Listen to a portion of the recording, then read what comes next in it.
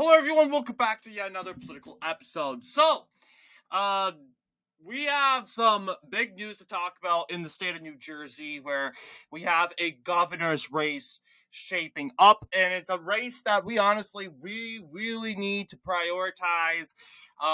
We should campaign for the midterms, absolutely. We got our candidates, though. I think we got a lot of good ones, but we're gonna have to live in the present, though. We can't wish 2025 away. We have to win these said gubernatorial races, because that would pretty much determine our ability to win in 2026. Now, it's important to realize that, once again, I've always bring this up. 2025 is not our year. We have two Kamala Harris plus 5 states that are up for the gubernatorial race. So ideally, this is going to be kind of difficult. But when you look at states like New Jersey and the increasing GOP registration and the trends, you should feel pretty confident. Besides, New Jersey is a state in a crisis right now. And it's not because of Donald Trump. This is what the Democrat nominee, whoever that will be, and they'll vote on that nominee on June 10th. This is what the Democrat nominee prepares to do. The plans to do, whoever that will be. They will probably say, hey, Donald Trump, deporting illegal immigrants, deporting illegal migrants, blah, blah, blah, blah, blah. So they're going to be demonizing what actually a lot of New Jerseyans like Donald Trump for. Because we know this, because Donald Trump's approval rating in the state of New Jersey is at 47%. That is huge. That is huge, because obviously this reason why this is a state that, going back all the way to 2016, solid Democratic. You could relatively compare this to, of course, you could relatively compare this to like 2016, 2020, where no surprise, they rejected Trump, but apparently more voters are looking at Donald Trump, more New Jerseyans, and they're pleased of what they're seeing. And we're seeing this. A lot of people, the trend is that a lot of people that approve of Donald Trump, they tend to be from these blue states. Why? Because obviously the blue states like California, Illinois, New Jersey, New York, Minnesota, it's hard to go and sit there and sulk about what Washington's doing when your state government, which affects you the most, is totally destroying you, right? So the Democrat propaganda, boohoo, whining and crying about deporting illegal aliens and due process, yada, yada, yada, yada, yada. That's not resonating with New Jerseyans. You'll see, actually looking at, let's just say, 47% approve, 47% also disapprove. So it's not like a gap of a margin, but it's 50-50 in a state that has been voting Democratic since 1992. This is bad for Democrats. This is bad for Democrats, especially for the Democratic primary, which, I'm not going to lie, Democrats, they have had a difficult primary year in New Jersey. They have a 50-50 chance. I mean, anyone can pick up the primaries, ideally. Republicans, it's pretty clear that Republicans are going to go with Ciattarelli. I see no way that Bill Spadea is going to win. Although I like Bill Spadea. He is a nice kind of guy. But the reason why I'm saying let's just not do Bill Spadea, reason why is, then again, his politics is not climactic to New Jersey. I would love Bill Spadea, like in the state of Michigan or Pennsylvania, but he's running in New Jersey, okay? Running in New Jersey, it's becoming more Trumpian, but that doesn't mean you're going to go and run a Trump-like candidate. It does not work like that. And unless we do that, and obviously you'll see Bill Spadea is surging. Why? Well, Edward Durr, his numbers, he ended up dropping out. He and Spadea are like the two MAGA candidates. Edward Durr, his campaign never really took off. He dropped out, and all his supporters went and backed Spadea. So it's pretty much done. I think Ciattarelli is going to win this primary pretty easily. It's going to be the Democratic primaries you're going to look at, because the way the race is going to go is going to it's going to determine who. It's going to be determined by the Democratic nominee. You'll see the governor of New Jersey, very unpopular. 40% approve of him. That's bad. And we know the governor of New Jersey, a lot of people had a stigma over him back in 2021, where he only won by 4 points, 51%. That's not good. He, compared to how he performed in 2017, a normal New Jersey Democrat performance, that's bad. And you could say, 2021, Jack Ciattarelli, you could say it was because Ciattarelli was a strong candidate. Yeah, I think he was strong. Otherwise, it was just Phil Murphy. People were done with Phil Murphy also. And plus, it's not like people didn't turn out. Democrats turned out. You see the turnout went up 2 points. So, obviously, a lot has changed in New Jersey, especially when you go to 2024. You see all the presidential race. You would think that the suburban woman would make New Jersey solid, but it wasn't that way. It was very likely. I was leaning Democratic or tilting Democratic. It was horrible for Kamala Harris in that state, a state that a lot of people thought she would win easily, but she didn't. Not to mention Andy Kim, who was elected last year. He was elected, but not by the typical performance. He won by 9 points. We're seeing a huge demographical change. What reasons? Well, we got to realize here, New Jersey is a Catholic state. It is a majority Catholic state. So, meaning that, and that's good, guys. I know a lot of people will be like, some people might be skeptical with the Catholics, and I respect that, but you want these states to be majority Catholic, because when you have majority Catholic states, that's going to make it easier to win, because New Jersey especially, the reason why it's swinging aggressively to the right, 60% of Catholics voted for Donald Trump last year. 60%. In majority of Catholics in 2020 voted for Joe Biden. Okay, you saw an aggressive switch. The aggressive swing to the right when it comes to the Catholics.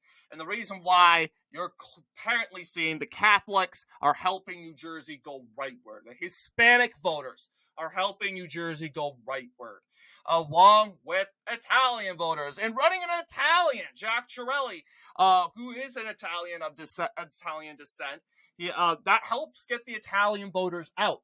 You also have this guy, Ciattarelli. He is a very likable person. He's a state assemblyman, businessman. People like him. They like his personality. He's smart.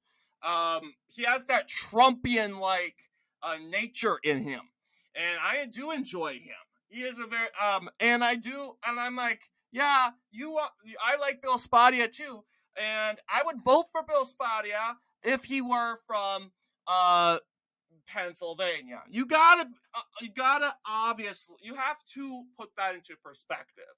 Bill Spadea is amazing. He'll do this and this and this and this, but can he win? And we can't, obviously, Bill Spadea running in the state. If I were him, I would say wait for Jack. And it's hard for him because he does not like Jack Ciattarelli, obviously. They've strained a relationship. But you have to be honest, Ciattarelli is making it easy for Bill Spada to run in the future. I'm being completely honest. And Bill Spada, I mean, he is a radio talk host. That's not qualifying to be the governor of New Jersey. I want someone experienced. And that isn't because of bias. This isn't because of politics. It's basically because of, okay, you are prejudice or just biasness. I would just say, yeah, I want someone who knows what he's doing. And I think Ciattarelli, yes, there's John Bramnick, who is a rhino, by the way. And he's running this more liberal, left-wing, anti-Trump campaign. And I'm saying, no. The reason why, yeah, sure, Bramnick, he could pull it off. Absolutely. And I think if Ciattarelli were to run, I would not be mad if Bramnick won the primary, because he is a strong candidate. He won over 60% in a Kamala Harris Senate district in the General Assembly. That's good. You obviously, left-wingers, they associate with him. But to be honest with you, okay, maybe you would be good if you were running against a Mikey Sherrill. But we're risking it. We're pushing it. We're risking it. There's a possibility that there is a good possibility that Trump voters won't get out and vote for him because of that. And he said he would be welcomed to campaign with Trump. Oh, that's good at least.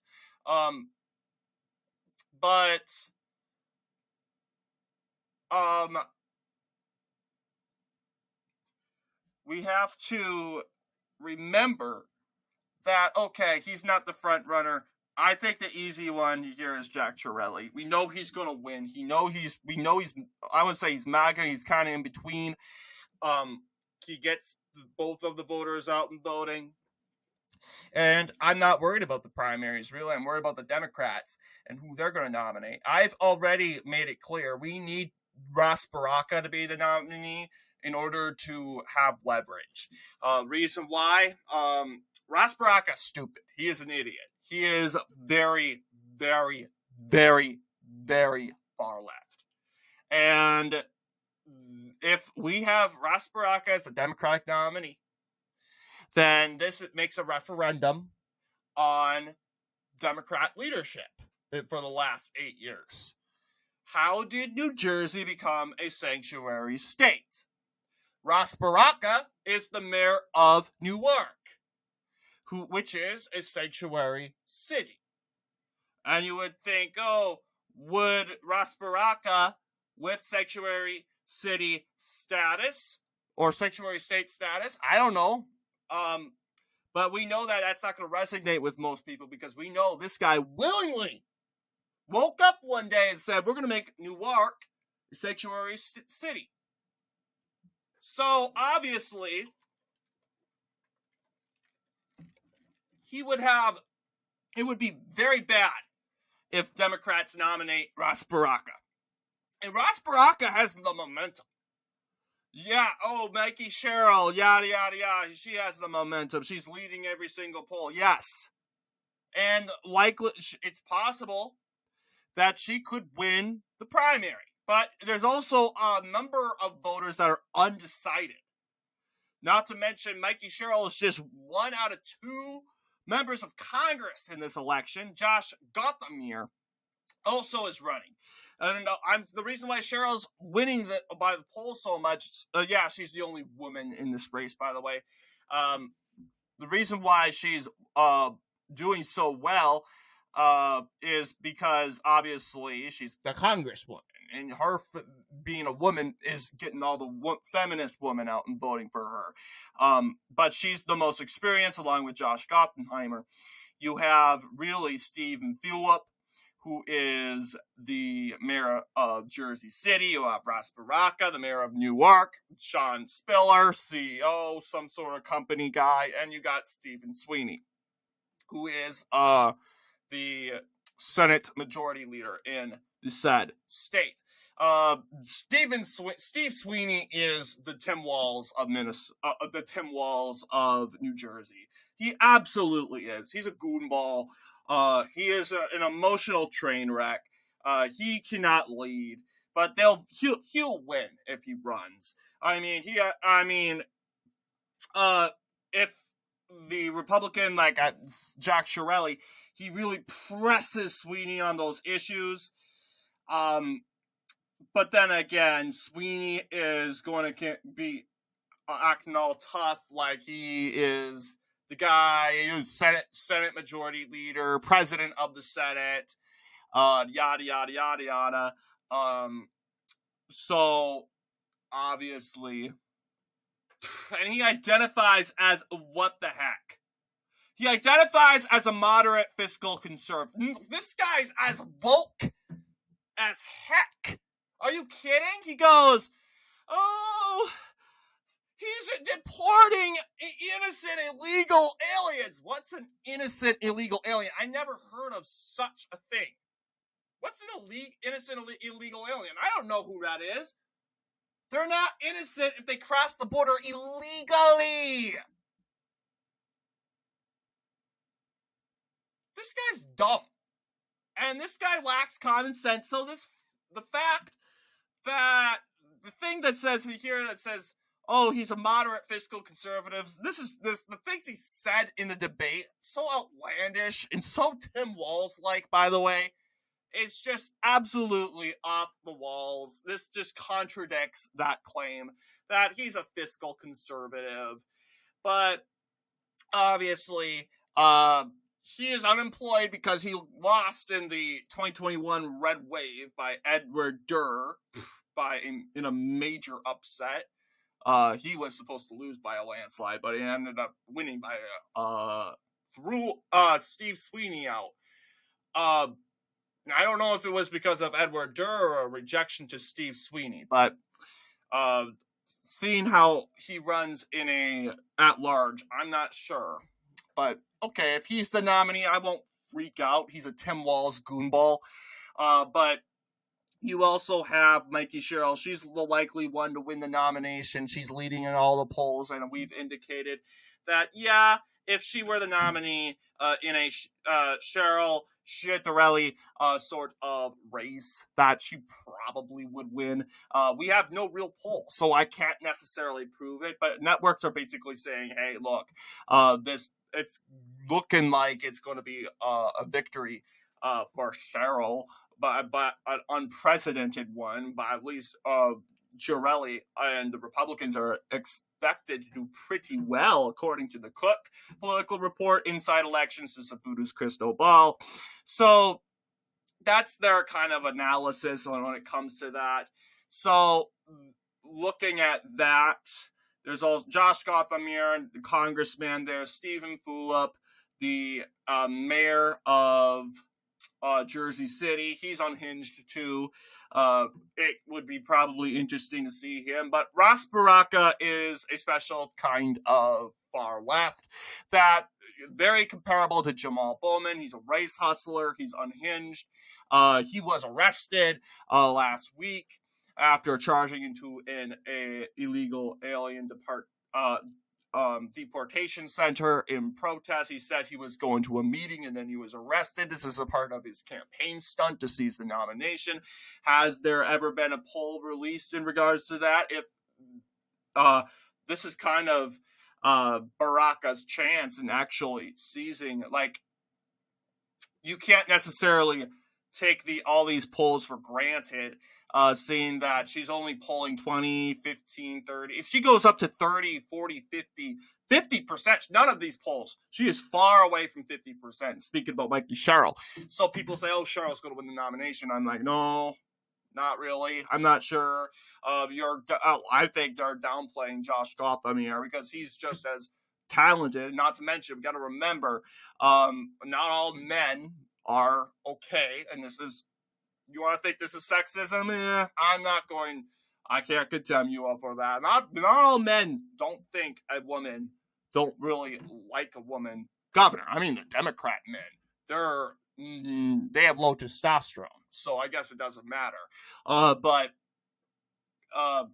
when it comes to these lukewarm male Democrats, they're most likely to go to the Congressman Josh Gotham here than Mikey Sherrill. But best case scenario, and I continue to say this with 100%, Ross Baraka is the best case scenario for Republicans, because obviously he represents everything that Phil Murphy has done, but on steroids, when it comes to making New Jersey a sanctuary state. There's a reason why he's 40% unpopular. Then you have the mayor of Newark, Ross Baraka, making it a sanctuary city. And a lot of people think, oh, Ross Baraka is going to be even worse. Sure, yes, you have the far left. They're jumping up and down for Ross Baraka. Yeah, that's the far left. The far left will back Ross Baraka, period. But the independents are likely not going to sway to him.